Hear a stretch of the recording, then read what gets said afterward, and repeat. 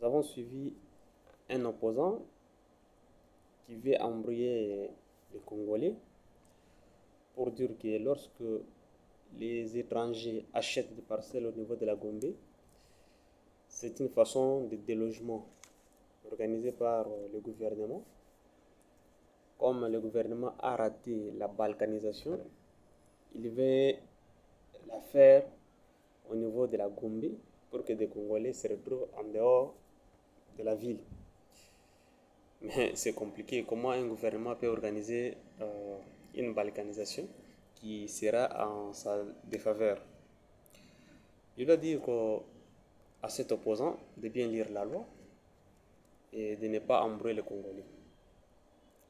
On parle de délogement, c'est le déplacement d'un locataire, d'un squatter ou d'une personne qui vit sur un terrain, soit dans une parcelle d'autrui, sans titre. Et cette décision est prise par un tribunal. Mais lorsque une personne, de son propre gré, vend sa parcelle à un étranger pour aller habiter en dehors de la Gombe, on ne parle pas de délogement. Si vous n'aviez pas assimilé la matière, voici la leçon. Et en plus de cela, lorsque un étranger achète une parcelle, il se présente par devant le ministère des Affaires foncières pour obtenir un contrat de concession. Un contrat de concession, c'est un contrat par lequel on reconnaît la propriété à une personne, physique comme morale. Mais lorsque c'est un étranger, on lui reconnaît cette propriété, mais à une durée déterminée. C'est-à-dire que cette concession-là est appelée concession ordinaire, qui est de 25 ans. Si un étranger achète une parcelle en République démocratique du Congo, la durée de sa propriété est de 25 ans renouvelable. S'il arrive à 25 ans et il ne renouvelle pas, l'État récupère la parcelle. Les Congolais doivent connaître ça.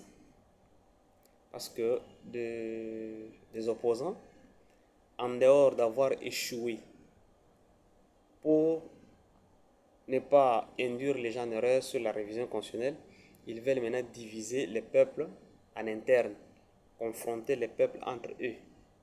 Voilà l'un d'eux qui lance une chose pour embrouiller les gens, sous prétexte que le gouvernement a organisé à ce que les étrangers achètent beaucoup de parcelles à la Gombe pour que des Congolais se retrouvent en dehors de la ville. C'est faux.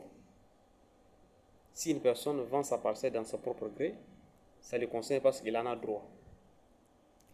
Concernant la révision constitutionnelle, parce que c'est un sujet qui fait couler beaucoup d'encre et de salive, chaque Congolais doit d'abord lire la Constitution, qui dit la Constitution en la matière.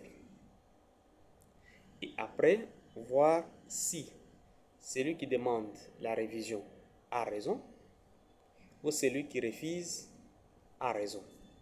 Et quelles sont les procédures démocratiques à suivre pour refuser, soit accepter la révision.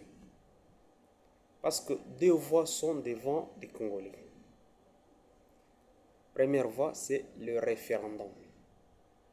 Vous avez élu vos représentants qui doivent voir quels sont les articles à réviser et ils les soumettre par devant vous pour avoir les quitus, soit la décision, soit montrer votre volonté.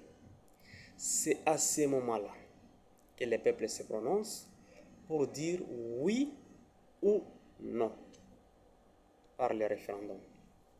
Mais il peut se faire que les représentants du peuple se décident et révisent la Constitution parce qu'ils ont eu mandat de la population, c'est aussi légal.